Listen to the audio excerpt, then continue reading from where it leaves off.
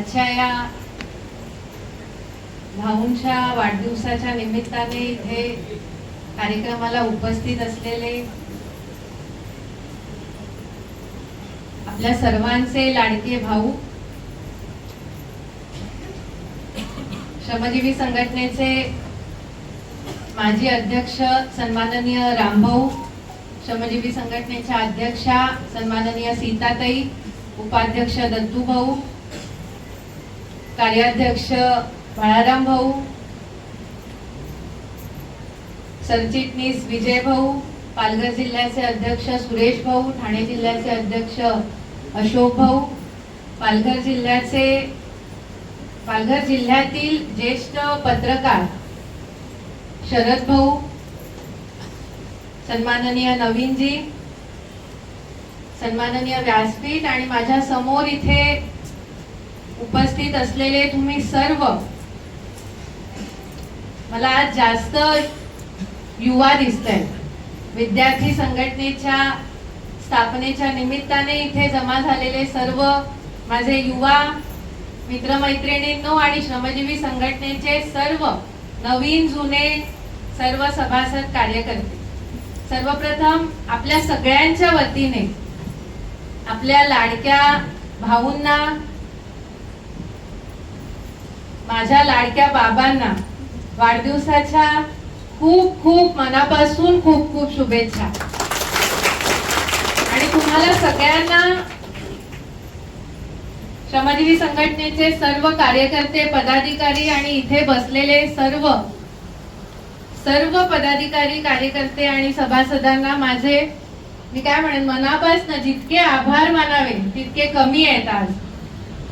कारण तुम्ही आजच्या दिवशी गेल्या अनेक वर्षांमध्ये इतकं चांगलं वाढदिवसाचं गिफ्ट बाबांना, मला असं वाटतं, मिळालं नसेल ते आजच्या या वाढदिवशी तुम्ही सगळ्यांनी बाबांना दिलेलं आहे. गेले अनेक वर्ष बाबा एक स्वप्न पाहत होते की माझी श्रमजीवी संघटना पुढे कशी जाईल, माझ्या श्रमजीवी संघटनेचं भविष्य पुढच्या पिढीच्या हातामध्ये सुरक्षित कसं राहील.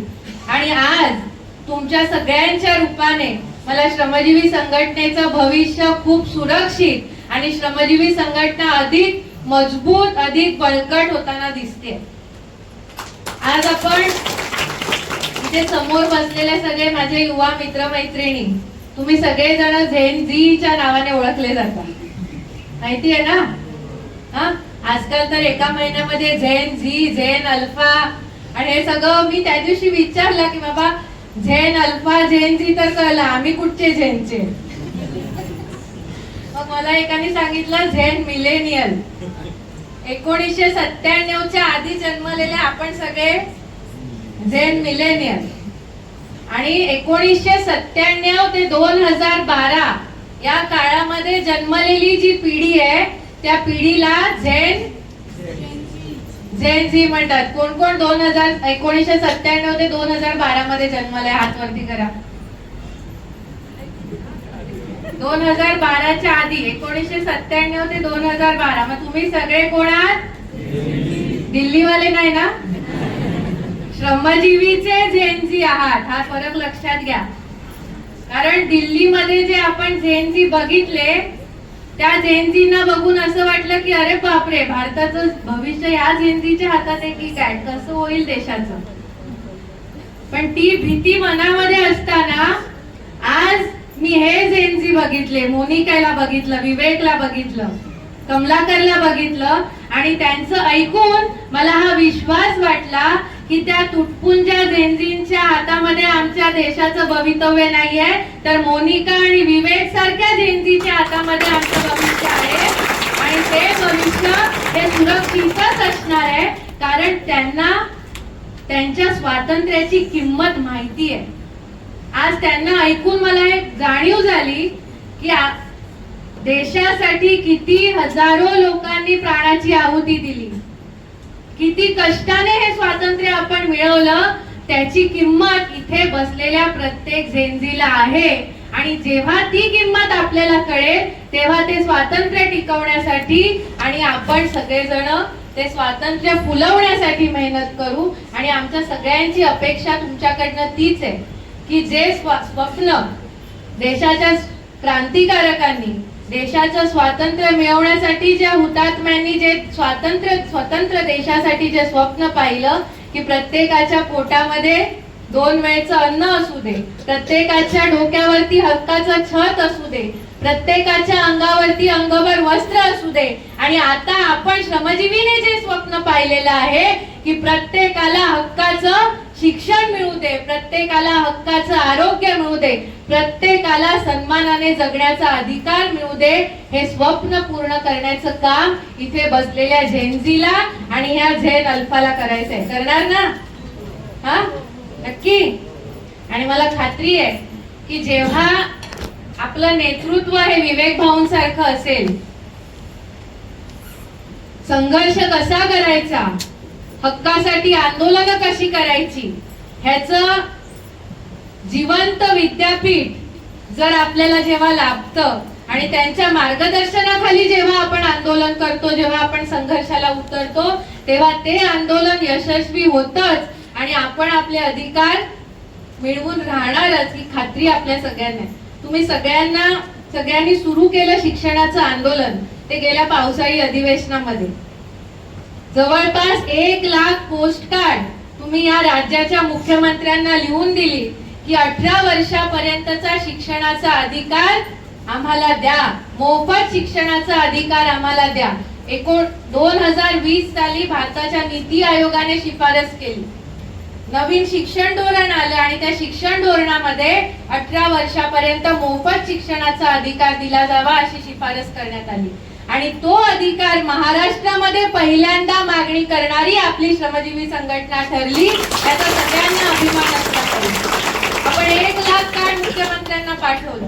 मी त्यावेळेला विधानसभेमध्ये हा प्रश्न मांडला आणि माझ्या सोबत अनेक आमदारांनी श्रमजीवी संघटनेला त्यावेळेला सहकार्य केलं, त्यावेळेला त्यांना पाठिंबा दिला. पण त्यानंतरचं महत्वाचं पाऊल आज संघटनेने उचललेलं आहे की आम्ही फक्त पोस्टकार्ड देऊन थांबणार नाही, आम्ही फक्त मागणी देऊन थांबणार नाही, तर आम्हाला हा लढा शिक्षणाचा अधिक मजबूत करायचा आहे, अधिक आम्हाला बळकट करायचंय. आणि त्यासाठी श्रमजीवी विद्यार्थी संघटनेची तुम्ही सगळ्यांनी स्थापना जी आज केलेली आहे, त्या स्थापनेला, संघटनेला माझ्या खूप खूप शुभेच्छा.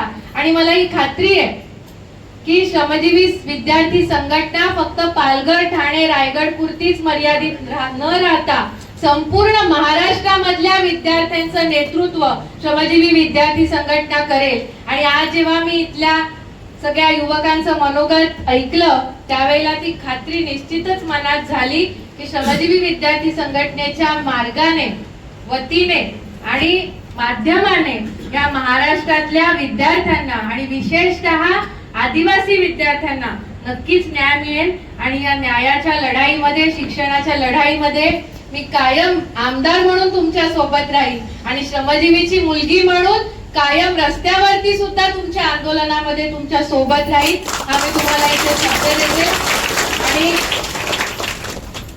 पुन्हा एकदा, म्हणजे माझ्याकडे तर आज बाबांना देण्यासारखं काहीच नाहीये, कारण ही श्रमजीवी विद्यार्थी संघटनेचीच भेट इतकी मोठी आहे की त्या भेटी पुढे इतर अनेक भेटींची किंमत काहीच आज राहणार नाहीये. त्यामुळे ही भेट तुम्ही सगळ्यांनी विचारपूर्वक भाऊंना जी दिली, त्याबद्दल पुन्हा एकदा तुम्हा सगळ्यांचे मनापासून धन्यवाद आणि बाबांना खूप खूप मनापासून शुभेच्छा. तुम्ही एक बाबा आता म्हणालात, एक विवेक अस्ताला जात असताना दुसऱ्या विवेकचा उदय होतोय, पण एक लक्षात ठेवा, हा विवेक कधीच अस्ताला जाणार नाहीये.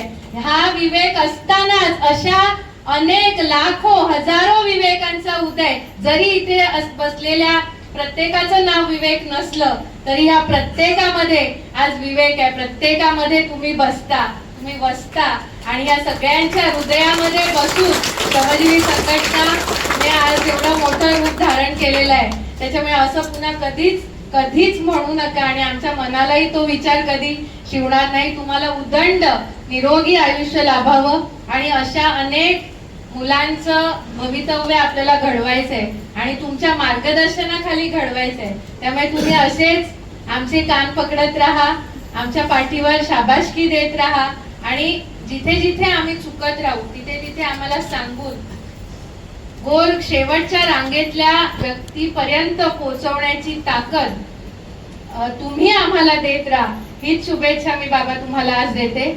सगळ्यांना झिंदाबाद.